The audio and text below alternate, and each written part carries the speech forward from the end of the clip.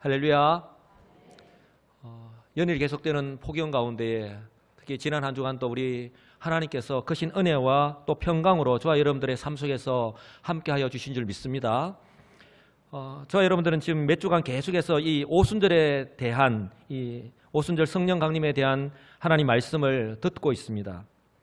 오순절 성령 강림은 어느 날 갑자기 이루어진 사건이 아니라 하나님의 주권적인 섭리 안에서 철저하신 그 계획하심 안에서 일어난 역사적인 사건이다라고 말씀을 드렸습니다. 즉 하나님께서 구약의 선지자를 통해 예언하신 하나님의 약속이 성취된 것이죠. 또한 사도행전 1장 8절 말씀대로 열방을 향한 하나님의 그 구원 사역을 이제 이 교회를 통해서 이제 시작하시는 것을 보여주시는 것이다라고 말씀을 드렸습니다. 성경은 이처럼 초대교회와 복음을 통한 구원 역사에 있어서 한 사람, 즉 사도 베드로에게 포커스를 맞추고 있습니다. 즉 성령의 강림으로 시작된 초대교회와 초대교회 안에서의 이 베드로의 역할과 영향력이 향후 이 복음을 통한 구원 사역에 있어서 얼마나 중차대한 그런 역할을 감당하게 될 것이다 하는 것을요 우리에게 암시하고 있는 것이죠. 우리가 사도행전 이제 시작했지만 12장까지 13장 이제 사도 바울을 통해서 선교 사역을 시작하기 전까지 베드로가 이 초대교회 안에서 얼마나 이 중차대한 역할을 하고 있는가를 우리는 말씀을 통해서 이미 잘 알고 있잖아요. 오늘 본문은 120명의 제자들에게 성령께서 강림하신 후에 즉 성령 충만한 그들을 통하여 예루살렘에 와 있던 이 15개국의 디아스포라 유대인들이 그들 각 나라의 언어로 하나님의 큰일 즉 예수 그리스도의 십자가와 부활을 통한 구원의 성취라고 하는 이 놀라운 복음을 듣게 되는 그는 하나님의 능력을 경험한 후에 일어난 일입니다. 이처럼 성령 강림 사건은요 예루살렘에서 큰 소동이 일어날 정도로 모르는 사람이 없을 정도로 관심을 끌기에 충만했습니다. 그러니 이 일을 바라보는 각 사람들은요 각 사람의 관점에서 이 일을 해석할 수밖에 없는 거예요. 그들 각자의 지적인 영적인 수준에서 이 사건을 바라볼 수밖에 없는데 바로 그때에 베드로가 그들을 향하여서 소리를 높여서 담대하게 오순절 성령 강림에 대한 사건을 설명을 하고 그들에게 구원의 복음을 선포하는 내용이 바로 오늘 본문의 내용입니다. 이른바 이 오순절 성령 강림 후에 사도 베드로가 첫 번째 설교를 하는 내용이 오늘 본문인데요. 저는 오늘 이 베드로의 설교하는 이 장면을 바라보면서 이전에 그의 삶과 비교하면 반전의 반전이다라고 하는 것을 바라볼 수 있었습니다. 왜냐하면 베드로가 누구입니까? 예수님의 수제자로서 예수님과 항상 동행했던 사람이 베드로입니다. 예수님의 사역을 가장 가까이에서 지켜본 사람이 베드로입니다. 그러나 베드로는 예수님이 잡혔을 때에 전면에 나서지도 못하였고 더욱이 대제사장의 뜰에서는 예수님을 모른다고 부인하고 저주하기까지 하였던 사람이 바로 예수님의 수제자 베드로였다는 것이죠. 또한 예수님이 십자가에 돌아가실 때는 어디에 있는지조차 알 수 없는 것이 베드로의 모습 아닙니까? 성경은 언급조차 하지 않고 있습니다. 예수님을 따랐던 여인들이 그 자리를 지켰던 것과는 대조적이라고 말할 수밖에 없습니다. 또한 예수님께서 십자가에서 돌아가시자 다른 제자들과 함께 옛 모습, 즉 고기 잡으러 갔던 사람이 베드로입니다. 당시의 상황이 아무리 그들에게 불리하고 아무리 부정적이라 할지라도 적어도 베드로라면 자신이 사도라고 하는 사실과 그리고 주님으로부터 받은 사명이 있다는 사실을 누구보다도 잘 알고 있었을 텐데 이처럼 전혀 상관없던 삶을 살았던 것이 바로 베드로였다고 하는 사실입니다. 이 모습을 바라보면서 어쩌면 우리도 예수를 믿는다고 하면서도 베드로와 같이 주님과 함께한 시간보다는 주님께서 우리에게 하신 말씀보다는 주님께서 맡기신 사명보다는 내 앞에 놓인 현실의 환경에 따라서 우리의 정체성을 잊은 채 아니 외면한 채로 세상 사람들과 조금 더 다를 바 없이 살아가고 있는 모습은 아닌지 모르겠습니다. 그러니 베드로를 비롯한 제자들을 주님께서 아무런 목적 없이 그냥 부르시거나 훈련시키신 것이 아니라고 하는 사실을 우리가 이미 이 성경 말씀을 통해서 잘 알고 있듯이 저와 여러분들을 향하신 하나님의 뜻이 있다는 사실 또한 다시 한 번 더 깨닫게 되는, 다시 한 번 더 마음을 새롭게 하시는 이 은혜의 시간이 되시기를 간절히 소망합니다. 우리 예수님은요, 공생의 사역을 통해서 특별히 예수님께서 죽은 나사로를 다시 살리시고 난 뒤에 자신이 부활하실 것을 분명하게 말씀을 하셨죠. 요한복음 11장 25절을 보시면 나는 부활이요 생명이라고 분명하게 말씀하셨습니다. 바로 자신의 사랑하는 친구인 나사로를 살리시고 난 후에 나는 부활이요 생명이다라고 말씀하셨는데, 이것은요, 주님이 어떤 분이신가를 확실하게 보여주는 것입니다. 자신이 죽은 자만 다시 살리시는 능력을 가진 존재가 아니라 이제는 잠시 뒤에 자기가 십자가를 지고 죽을 것인데, 이 죄와 사망의 죽음, 권세를 이기고 이제는 자신이 직접 부활하겠다, 승리하신다 하는 것을요, 그대로 보여주고 계신 것, 말씀하고 계신 것입니다. 주님께서 하신 이 말씀 그대로 주님은 십자가에서 죽으셨죠. 그리고 사흘 만에 부활하셨고, 부활하신 후에 이전의 모습으로 돌아가 있는 연약하게 거지없는 제자들을 찾아가서 만나 주셨습니다. 그리고 우리가 너무나도 잘 알고 있는 대로 갈릴리 바닷가에서 베드로를 따로 만나 주셨습니다. 어쩌면 우리 한 사람 한 사람이 걱정의 상황 가운데서 우리 주님께서 우리를 따로 만나 주신 것과 동일하지 않나 싶습니다. 그리고 그 장면이 지난번에 제가 설명한 바와 같이 베드로에게는 주님으로부터 재심을 받는 장면인과 동시에 다시 한 번 더 사명을 다시 부여받는 그런 장면이라고 제가 말씀을 드렸습니다. 그러니 그 후에 부활하신 주님과 함께 하였던 이 40일, 성천하시기 전에 우리 부활하신 주님과 함께 하였던 이 40일은요, 이 베드로에게 있어서 자신의 사명을 재확인하는, 이제 내가 주님의 사도로서 내가 어떻게 살아가야 될 것인가 하는 것을 정말 확실하게 재확인하는 그런 시간이 아니었겠습니까? 이제 더 이상 이전의 모습으로 돌아가서는 안 된다. 이제는 더 이상 후회하는 삶을 살아서는 안 된다. 그런 마음을 재확인하지 않았겠습니까? 왜냐하면 사도행전 1장 3절 말씀을 보시면 그 당시의 모습을 이렇게 말씀을 하고 있기 때문에 그렇습니다. 그가 고난받으신 후에 또한 그들에게 확실한 많은 증거로 친히 살아계심을 나타내사 40일 동안 그들에게 보이시며 하나님 나라의 일을 말씀하셨다고 분명하게 말씀합니다. 부활하시고 난 이후에 그저 의미 없는 40일을 보내신 것이 아니라 우리 주님께서 공생의 기간 동안에 자신의 그 모든 사역을요, 이 제자들, 특히 베드로는 그 40일 동안 확실하게 자신의 마음 가운데 새겼다는 것이죠. 여기서 하나님 나라의 일을 말씀하셨다고 하는데, 이것은 예수님께서 공생의 기간 동안에 하신 그 모든 사역을 의미하는 것입니다. 즉 예수님께서 구약의 선지자들이 예언한 바로 그 메시아다, 그 그리스도라고 하는 사실과 구약의 예언한 대로 구원을 성취하기 위해서, 그 구원을 완성하기 위해서 십자가를 지셨고 부활하셨다라고 하는 것을 말씀하신 것이죠. 그리고 이제까지 그들이 알고 또한 믿어왔던 율법의 의가 아니라, 율법의 의가 그들을 구원케 하는 것이 아니라, 그들을 하나님의 심판에서 벗어나게 하는 것이 아니라, 율법의 의가 무엇입니까? 그들이 유대인이라고 하는, 선민이라고 하는 그 선민의식, 내가 유대인이기 때문에 이제 하나님의 심판에서 나는 멀리 떨어져 있다는 거예요. 심판과는 전혀 상관없는 존재라고 여기고 이스라엘 백성들은 살아왔죠. 아울러 그들이 할례를 받았다고 하는 이 육체의 행위로 인하여서 내가 할례를 받았는데 어찌 그 구원을 받지 않을 수가 있냐, 이렇게 그들이 살아왔다는 거예요. 이처럼 이 율법의 의가 아닌 바로 십자가와 부활을 통해서 그 구속사역을 완성하신 이 예수 그리스도를 믿음으로 구원받게 될 것이라고 하는 것을 바로 선포하시는 바로 그 말씀이에요. 그리고 예수님이 성천하신 후에 성령을 보내게 될 텐데, 그 성령이 임하고 나면 성령께서 이 모든 것을 깨닫게 해주시고, 그리고 맡기신 그 모든 사역을 감당할 만한 새 힘을 주실 것이다라고 말씀하셨던 것입니다. 사랑하는 성도 여러분, 이런 모든 과정을 거치고 예수님께서 성천하셨습니다. 그리고 말씀하신 대로 불과 며칠 뒤에 이 오순절에 성령께서 강림하셨습니다. 우리가 이미 살펴보았듯이 성령의 강림은 아무도 모르게 조용히 임하신 것이 아니라 그 주님의 약속의 말씀을 믿고 순종하였던 120명에게 시청각적으로 그 하나님의 능력이 그냥 그대로 임하셨던 것을 우리는 이미 잘 알고 있지 않습니까?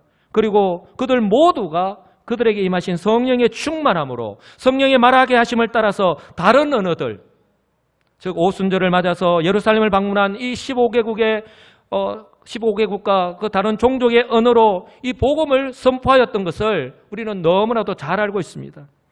그렇다면 이처럼 그곳에 모인 사람들이 볼 때에 그들의 상식과 지혜와 지식으로는 도무지 이해할 수 없는 일이 벌어졌는데, 이런 하나님의 역사하심을 보고서 이런 하나님의 역사하심을 그들의 지혜와 지식으로 알 수도 없고 믿을 수 없는 사람들이 어떻게 반응을 합니까? 13절 말씀처럼 또 어떤 이들은 조롱하여 이르되 그들이 세술에 취하였다 하니라.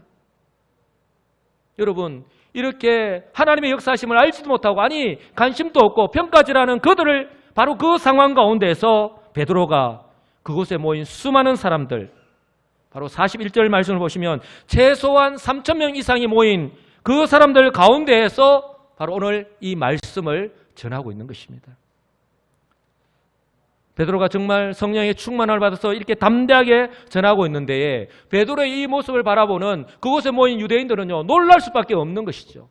왜냐하면 지금 설교하는 베드로는 그들이 알고 있고 그들이 기억하고 있는 이전의 베드로의 모습이 아니었기 때문에 그렇죠. 결코 베드로의 지적인 수준에서는 불가능한 일이 지금 베드로를 통해서 지금 일어나고 있는 거예요. 이 무슨 일인가 하는 것입니다. 한마디로 120명이 성령의 충만함을 받았을 때에 성령의 말하게 하심을 따라서 다른 언어들로 말하였던 것처럼 베드로 역시 지금 자신의 지적인 어떤 능력이 아니라 성령에 충만하여서, 즉 하나님께서 이 베드로를 통하여서 지금 역사하고 계심을 우리는 바라보아야 한다고 하는 사실입니다. 저는 오늘 이 베드로의 이런 변화된 모습, 그리고 하나님께서 이 베드로를 사용하시고 있는 그런 모습들을 바라보면서 정말 위로를 받고 소망을 다시 한 번 더 가지게 되었는데, 왜냐하면 저와 우리 성도님들 역시, 저와 우리 성도님들은 베드로처럼 예수님으로부터 직접 부르심을 받고 3년 동안 제자훈련을 받고 또한 부활 성천을 목도하지는 못하였지만, 그러나 베드로처럼 결정적인 순간에 예수님을 부인하지도 않았고 또 도망가는 비겁한 삶을 살지 않았다는 것이죠. 어쩌면 이런 결정적인 상황이 우리 가운데 놓여지지 않았기 때문인지는 모르겠지만 말입니다.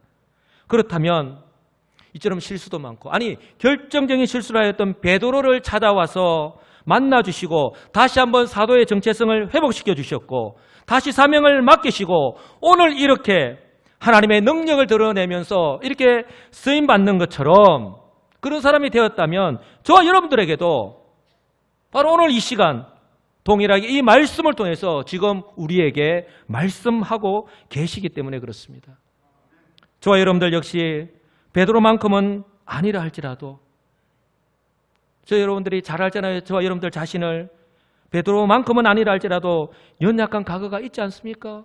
그럼에도 불구하고 하나님께서 오늘 이렇게 말씀하시면서 다시 한 번 더 우리에게 은혜를 베푸시고 기회를 허락하여 주시는 줄 믿으시기 바랍니다.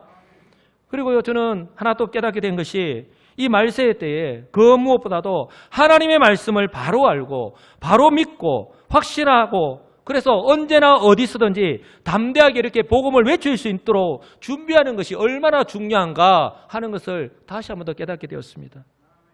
왜냐하면 베드로에게 이렇게 은혜를 베푸셔서 이렇게 사용하신 하나님께서 동일하게 우리가 하나님의 은혜를 사모하잖아요. 저와 여러분들 역시 언제 어디서 어떤 모습으로 사용하실지 모르기 때문에 그렇다는 것입니다. 단적으로 제가 여러분들에게 질문을 드립니다. 저 여러분들이 예수를 믿음으로 구원을 받았습니다. 그러나 우리가 세상 속에서 살아가고 있는데 우리가 과연 무엇으로 우리가 예수를 믿고 하나님의 백성이다라고 하는 것을 드러내며 살아갈 수 있느냐 하는 것입니다. 여러분 어떻게 할 수 있습니까?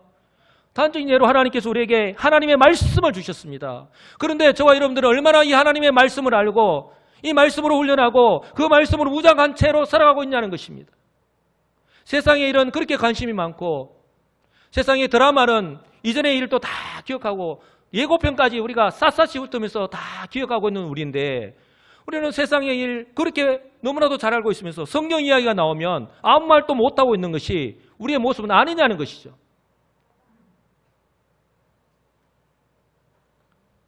베드로는 바라기는요, 오늘 베드로의 이 설교를 통하여서 하나님께서 오늘 나에게 무엇을 말씀하시는지, 아니 오늘 나의 모습은 어떠한지 다시 한번 더 돌아보시고 다시 한번 더 우리의 마음을 새롭게 하시는 그런 은혜의 시간이 되시기를 간절히 소망합니다. 베드로의 설교 내용을 이제 살펴볼 텐데요, 먼저는 이 오순절 성령 강림의 역사가 어느 날 갑자기 우연히 일어난 일이 아니라 하나님의 약속의 성취라고 분명하게 말씀을 합니다. 그래서 베드로는요, 구약의 요엘 선지자의 예언의 말씀, 즉 요엘서 2장 28절에서 32절 말씀이 그대로 성취된 것이다 라고 지금 선포를 합니다. 바로 이것을 이 17절에서 20절에서 말씀하고 있는 내용인데요, 이 말씀과 함께 이 오순절 성령 강림 사건과 함께 이제 베드로가요, 지금부터 불과 40년 뒤에 일어날, 즉 AD 70년에 일어날 예루살렘 성전의 파괴를 동시에 예언하고 있습니다. 여러분, 우리가 너무나도 잘 알고 있잖아요. AD 70년에 로마의 디도 장군회에서 이 예루살렘 성전이 돌 위에 돌 하나도 남기지 아니하고 완전히 무참하게 파괴되었다고 하는 사실을 지금 베드로가 성령 강림 사건이 이루어진과 동시에 그 사건까지도 동시에 예언하고 있는 것입니다. 왜 이런 일이 이스라엘에게 일어나는가? 바로 하나님의 약속의 말씀을 믿지 않는 이스라엘에 대한 하나님의 심판이라고 합니다. 하나님의 그 약속의 말씀이 그대로 이루어진다고 하는 것을요, 보여주고 있는 것입니다. 중요한 것은 약속하신 요엘 선지자가 예언한 이 성령의 임재가 바로 남녀노소 빈부귀천에 구별 없이 임한다라고 하는 사실과, 그리고 심판의 때에 구원받을 수 있는 방법까지 구체적으로 말씀하고 있다고 하는 사실입니다. 그래서 남자는 물론이고 또한 청년은 물론이고 늙은이는 물론이고 남종과 여종 그 모두에게 성령께서 임하신다고, 그리고 예언의 말씀을 한다고 그렇게 말씀하고 있지 않습니까? 그리고 21절 보시면 이렇게 말씀을 합니다. 이 심판의 때에 어떻게 구원을 받을 수 있는가 하는 것입니다. 21절 우리 다 같이 한번 읽어볼까요? 누구든지 주의 이름을 부르는 자는 구원을 받으리라. 아멘. 누구든지 주의 이름을 부르는 자는 구원을 받는다라고 분명히 말씀합니다. 남종이든 여종이든 젊은이든 늙은이든 남자든 여자든 구분 없이 누구든지 주의 이름을 부르는 자는 구원을 받는다라고 분명하게 말씀을 선포하고 있습니다. 그러니 사도 바울은요, 로마서에서 이렇게 담대하게 선포하고 있는 것입니다. 내가 복음을 부끄러워하지 아니하노니 이 복음은 모든 믿는 자에게 구원을 주시는 하나님의 능력이 됨이라. 아멘. 한번 따라서 하십시다. 이 복음은 모든 믿는 자에게 구원을 주시는 하나님의 능력이 됨이라. 믿습니까? 먼저는 유대인에게요, 그리고 헬라인에게로다.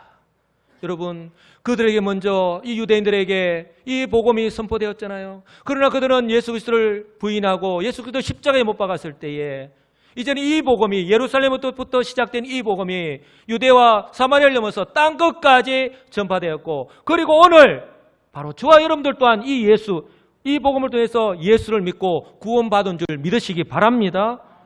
여러분, 이 예언의 말씀 그대로 그 약속을 믿은 120명 그들에게 성령이 임하였고, 또한 오늘 말씀을 전하는 대로 남녀노소 빈부귀천인 구분 없이 성령이 임했으며, 또한 베드로의 이 설교를 듣고서 3,000명이 회개하고 예수를 믿게 되는 놀라운 역사하심, 그리고 오늘날 세우신 이 수많은 교회를 통해서 예수의 복음이 전파되고 저와 여러분들이 예수를 믿게 되었다고 하는 것이 바로 그 증거라고 하는 사실을 동시에 우리 교회가 이 같은 구원 사역을 감당해야 될 것이라고 하는 것을 동시에 보여주고 있다고 하는 사실을 꼭 기억하시기 바랍니다.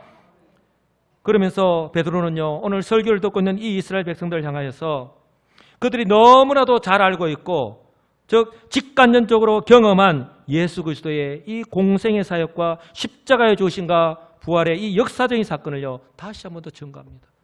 이런 측면에서 볼 때에 저와 여러분들이요, 예수를 믿고 지금까지 때로는 부모님, 할아버지, 그 위에 3대, 4대째 이렇게 예수를 믿어왔고 지금도 우리가 예수를 믿고 이렇게 은혜 안에서 살아간다라고 하지만 우리가 하나님의 말씀에 대해서 때로는 확신하지 못하고 온전히 바로 알지 못하고 살아가는 우리들의 모습 가운데에 오늘 하나님께서 이 베드로의 설교를 통해서 다시 한 번 더 재정립하게 해주시는 것이 아닌가, 저는 그렇게 바라봅니다.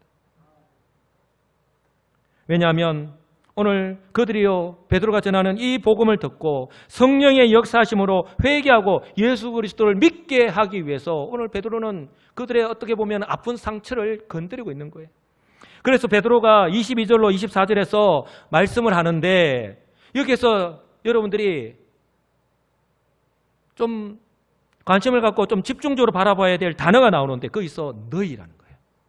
너희 이스라엘 백성들 너희 유대인들 너희, 바로 이렇게 너희가 그렇게 메시아를 소망하면서 지금까지 살아왔는데 정작 그 메시아가 이렇게 오셨을 때 너희들이 어떻게 했냐는 거예요. 그러면서 너희를 강조하는데 바로 그 말씀을 바라보면서 오늘 말씀을 보시기 바랍니다. 이스라엘 사람들아, 이 말을 들으라. 너희도 아는 바와 같이 지식적으로 경험을 통해서 너희들이 너무나도 잘 알고 있다는 것을 지금 말씀하고 있는 것입니다. 너희도 아는 바와 같이 하나님께서 나사렛 예수로 큰 권능과 기사와 표적을 너희 가운데서 베푸사 너희 앞에서 그를 증언하였다. 예수 그리스도 그 메시아를 증언하였다는 거예요. 그가 하나님께서 정하신 뜻과 미리 아신 대로 내준 바 되었거늘 너희가 법 없는 자들의 손을 빌려 못 박아 죽였으나 하나님께서 그를 사망의 고통에서 풀어 살리셨으니 이는 그가 사망에 매여 있을 수 없었음이라. 아멘. 바로 하나님의 약속의 말씀 그대로, 예언의 말씀 그대로 성취하였는데 너희들은 그것을 알지 못했다고 하는 거예요. 그러면서 이번에는요, 구약의 다윗의 시편을 말씀하는데 그 중에서도 메시아 시편의 말씀을 통해서 예수 그리스도의 이 부활의 예언의 부활이요 예언의 말씀의 성취라고 그들에게 선포합니다. 25절 말씀에서 알 수 있듯이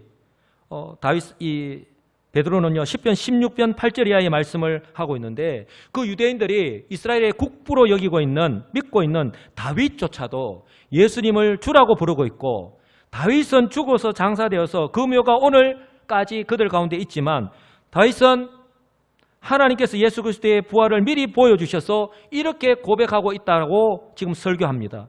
31절입니다. 미리 본 고로, 다윗이 미리 보았다는 거예요. 그리스도의 부활을 말하되 그가 음부의 버림이 되지 않고 그의 육신이 썩음을 당하지 아니하시리라. 그리고 다윗의 그 예언 그대로 하나님께서 너희들이 십자가에 못 박아 죽이신 예수님을 하나님께서 다시 살리셨다고, 그리고 베드로를 비롯한 사도들이 그리고 오순절에 성령 세례를 받은 이 120명이 정인이라고 지금 말씀하고 있는 것입니다. 그리고 33절 이하에서 알 수 있듯이 예수님께서 성천하신 후에 예수님께서 이 약속하신 대로 요한복음 16장 7절 이하에서 예수님께서 하신 말씀 그대로 그가 약속하신 성령을 아버지께 받아서 너희가 보고 듣는 이것을 부어주셨느니라. 예수님께서 말씀하신 그대로 성령께서 그들 가운데에 임하셨다고 말씀하고 있는 거예요. 너희들이 십자가에 죽인 이 예수님은 부활 후에 성천하셔서 하나님 보좌 우편에서, 지금은 하나님 보좌 우편에서 그 주권과 권능으로 이 세상을 통치하고 계신다라고 말씀하고 있는 거예요. 이것이 바로 34절과 35절의 그 말씀입니다. 사랑하는 성도 여러분, 이처럼 오순절 성령 강림 사건은요, 너희들이 참 너희들의 시각으로, 너희들이 알지 못하는 그런 영적인 수준으로 지금 조롱하면서 술 취하고 있는, 이런 술 취해서 지금 술 주정을 하고 있다라고 너희들이 평가절하하고 있는데 그것이 아니라 바로 하나님의 약속이 성취된 것이고 하나님의 놀라운 능력의 역사가 나타났는데 바로 지금이 그때다라고 지금 사도 베드로가 그들 앞에서 증거하고 있다고 하는 사실입니다. 그러면서 오늘 본문의 마지막에 참 이렇게 촌철살인과도 같은 말씀을 하면서 오늘 말씀을 마무리하고 있는데요, 36절 말씀입니다. 한번 다 같이 보겠습니다. 그런즉 이스라엘 온 집은 확실히 알지니 너희가 십자가에 못 박은 이 예수를 하나님이 주와 그리스도가 되게 하셨느니라. 아멘. 그런즉 이스라엘 온 집은 확실히 알지니 너희가 십자가에 못 박은 이 예수를, 너희들은 알지도 못하고 깨닫지도 못하고 너희들이 행했던 그 모든 일들, 이 예수를 하나님이 주와 그리스도가 되게 하셨다고 말씀하시는 겁니다. 사도 베드로가 이렇게 말씀을 하였을 때에 그들이 베드로의 이 설교 말씀을 듣고 이런 반응이 나타날 수밖에 없는 것이죠. 37절. 그들이 이 말을 듣고 마음에 찔려 성령께서 그들 심령 속에서 역사하신 것이죠. 베드로가 이렇게 이 구약의 예언의 말씀이 그대로 성취된 것이다라고 말씀을 하였을 때에 성령께서 이 베드로의 입술을 통해서 말씀하실 때에 그들의 심령 속에서 회개하는 심령을 불러일으켰던 거예요. 마음에 찔려 베드로와 다른 사람들에게 물어 이르되 형제들아 우리가 어찌할꼬.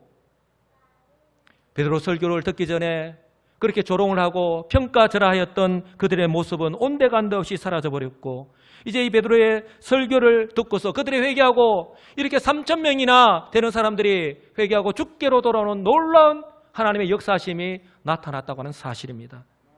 사랑하는 성도 여러분, 저와 여러분들 역시 베드로의 설교 말씀 그대로 바로 유대인들뿐만 아니라 또한 저와 여러분들 때문에 예수 그리스도께서 십자가를 질 수밖에 없다고 하는 사실을 믿으시기를 주님의 이름으로 축복합니다. 여러분, 주님께서 이 땅에 오신 것과 주님께서 십자가에 지신 것과 주님께서 부활하시고 성천하시고 성령께서 이 땅에 오신 것이 나와 상관이 없다고 하면 그 모든 것들이 아무런 의미가 없는 것이죠. 왜냐하면 예수님의 십자가의 죽으심이 없었다면 부활도 없었을 것이고 또한 성령께서 오순절에 오실 일도 없었을 것이기 때문에 그렇습니다. 그러나 우리 예수님은 성경대로 죽으셨고 성경대로 사흘 만에 부활하셨으며 또한 예수 그리스도의 부활은 이 고린도전서 15장에서 말씀하고 있듯이 정인이 한두 명이 아니지 않습니까? 예수 그리스도의 이 모든 사역은요 역사적인 사실입니다. 특히 예수님의 이 부활 사건은 정인이 한두 명이 아닙니다. 고린도전서 15장에서 말씀하고 있듯이 어떻습니까? 11명의 그 사도들, 예수님의 제자들에게 예수님이 부활하셔서 보여주셨죠. 그리고 500여 명에게 일시에 보이셨고 그리고 사도 바울이 고백하듯이 만삭되어 나지 못했던 자신에게도 주님께서 나타나 보여주셨다라고 말씀하고 있지 않습니까? 최소 512명 이상이나 되는 이 정인들이 있는 그런 역사적인 사실이라고 하는 사실입니다. 그리고 이 부활의 정인들이 지켜보는 가운데에 주님이 성천하셨고 그리고 약속하신 대로 불과 몇 날이 못 돼서 오순절에 성령이 강림하셨다고 하는 사실. 이 성령께서 120명의 제자들 한 사람 한 사람에게 능력으로 임하셨고 이처럼 성령의 은혜로 그들에게 이제는 이 복음을 가르치고 전해야 되는 사명이 있음을 깨닫게 하셨다라고 하는 사실 여러분 꼭 기억하시기 바랍니다. 여러분 이런 측면에서 볼 때에 오늘 그곳에 모인 유대인들을 향하여 담대하게 선포하고 있는 이 베드로의 설교는요 하나님의 구원 역사를 이루어가는 데 있어서 이제 이 신약의 교회가 앞으로 어떤 역할을 감당해야 하는가 하는 것을 보여주고 있는 거예요. 바로 그 말씀 그대로 오늘 이 신약의 교회가 아니 이 땅에 세운 수많은 교회가 우리 여수 시민교회가 동일하게 하나님께서 우리에게 부여하신 이 사명을 감당하고 있는 줄 믿으시기 바랍니다. 우리가 주님 앞에 가는 그날까지 이 사명을 감당해야 되는 이유가 바로 여기에 있는 것입니다. 저는 오늘 이 베드로의 설교, 오순절 성령 강림 사건 이후에 이 놀라운 하나님의 능력의 역사가 나타나는 이후에 하나님께서 이 베드로를 통해서 다시 한 번 더 이 구약의 예언의 말씀의 성취다라고 하는 것을 선포하면서 하나님께서 이렇게 베드로를 통해서 역사하고 있는데 이 장면을 보면서 저는 중요한 것을 하나 깨닫게 되었습니다. 바로 베드로가 예수님과 함께하였던 이 3년간의 공생의 시간들이 결코 헛되지 않았다고 하는 사실입니다. 즉 예수님 가장 가까이서 보고 듣고 경험하였던 한마디로 제자 훈련하였던 이 시간들이 결코 헛되지 않았다고 하는 것이죠. 그러므로 지금 베드로가요 지금 성령의 인도하심을 따라서 자신의 사명을 깨닫고 담대하게 변화돼서 주님께서 맡기신 이 사명을 감당하고 있는 줄 믿으시기 바랍니다. 그러므로 저와 여러분들 역시요 하나님께서 저와 여러분들이 가지고 있는 그 모습 그대로 우리의 성품, 우리의 기질, 우리의 신앙훈련 등 우리의 있는 모습 그대로 사용하시기를 기뻐하신다고 하는 사실을 여러분 꼭 기억하시기 바랍니다. 우리가 늘 그렇게 기도하잖아요. 어떻게 기도합니까? 하나님, 나 같은 자에게도 은혜를 베풀어 주셔서 하나님 한번 나를 사용하여 주시옵소서. 그런데 그렇게 하나님 나를 사용하여 주시옵소서 기도하면서 준비된 나의 모습은, 나는 준비된 모습으로 주님께 그렇게 쓰임 받기를 기도하고 있느냐 하는 것입니다. 단적인 예로 하나님께서는요, 저 같은 사람에게도 은혜를 베풀어 주셔서 복음의 도구로 이렇게 사용하셨다라고 하면 믿으시겠습니까? 보지도 않고 믿으시는 여러분들이 참 믿음이 좋습니다. 저의 대학 시절 이야기인데요. 지금 생각을 해보면 제가 어떻게 그렇게 할 수 있었나 싶은데 돌아보니까 성령께서 저를 그렇게 사용하셨더라고요. 저의 힘으로 감당한 것이 아니라 성령께서 감당할 만한 그런 믿음과 용기를 주셨고 은혜를 베풀어 주셨는데, 그때 하루에 2시간씩 성경을 읽었습니다. 제 대학 시절에 하루에 2시간씩 성경을 읽었고 새벽 기도회부터 시작을 해서 하루에 3번씩 기도실에서 기도를 했는데, 특히 이 오후 3시에 이 둘러서 기도회라고 우리 학과 학생들이 매일 오후 3시에 모여서 기도하는 그런 기도 모임을 이렇게 만들었는데요. 그것이 지금까지 25년이 지난 지금까지도 이름이나 내용은 조금 바뀌었지만 지금까지도 계속해서 이 기도회가 계속되고 있다고 합니다. 참 하나님 은혜인데요. 그리고 또 학교 수업 후에는 학교 아래에 있는 초등학교에 가서 1시간씩 제가 전도를 했던 기억이 새롭습니다. 지금도 그때를 생각하면 제 50년 인생 가운데서 가장 성령 충만한 때가 아니었는가, 그 은혜를 지금도 누리고 있지는 않은가, 정말 그때 성령의 그 강건하심에 사로잡혀서 제가 이렇게 사역했을 때가 아닌가 싶습니다. 특히 대학 시절에 그 SF에서 제가 활동을 했는데 매주 화요일 저녁에 부산역에서 전도를 했었습니다. 저는 이제 대합실에서 기다리고 있는 사람들에게 복음을 전했는데 많은 사람들이 기차를 타려고 기다리고 있지 않습니까? 어떻게 보면 짧은 시간이라고 할 수 있습니다. 제가 이제 기다리고 있는 사람들에게 다가가서 복음을 전했는데 의자가 긴 의자들에 앉아 있지 않습니까? 제가 목소리가 지금도 크지만 그때도 더 컸습니다. 제가 1명, 2명에 앉아 있는데 복음을 전하면 이제 처음에 복음을 전했을 때는 1명, 2명이었는데 나중에 복음을 전하다 보니까 어느새 한 10명 가까이 빙 둘러서 이렇게 제가 전하는 복음을 듣고 있는 거예요. 그런데 놀라운 것은 처음에는 제가 복음을 전할 때 복음을 다 전하고 이제 전한 이 예수님을 여러분들이 믿어야 됩니다. 믿는다면 저를 따라서 이렇게 영접 기도를 합시다라고 하면요, 이제 갑자기 시간이 됐네 하면서 이렇게 갔었어요. 그런데 나중에는요, 시간이 되었음에도 불구하고 그들이 가지 않고 또 동일하게 영접 기도 다 하고 그리고서 인사까지 하고서 기차를 타고 가더라고요. 저는 지금도 분명하게 말씀을 드릴 수 있습니다. 성령께서 저의 입술을 통해서 역사하셨다는 사실입니다. 제가 아니죠. 저는 무슨 능력이 있겠습니까? 하나님은 마치 베드로를 있는 모습 그대로 사용하시듯이 저 역시도 있는 모습 그대로 저의 기질이나 또한 복음에 대한 열정 그리고 훈련되고 준비된 모습 그대로 사용하셨다고 하는 사실입니다. 그래서 저는 성령 충만을 받아서 설교를 하고 있는 이 베드로의 모습을 보면서 3년 동안 예수님과 함께하였던 그 모든 시간이 결코 헛되지 않았다라고 하는 것을 지금 여러분들에게 말씀을 드리고 싶은 거예요. 베드로 역시 물론 시행착오가 있었습니다. 그러나 예수님의 부활을 목도하고 또한 성령과 성령의 강림을 통한 성령 충만을 받고 난 후에는 그의 삶이요 주님께서 맡기신 사명을 위해서 죽음을 두려워하지 아니하고 죽기까지 충성하였던 것을 우리는 역사를 통해서 너무나도 잘 알고 있지 않습니까?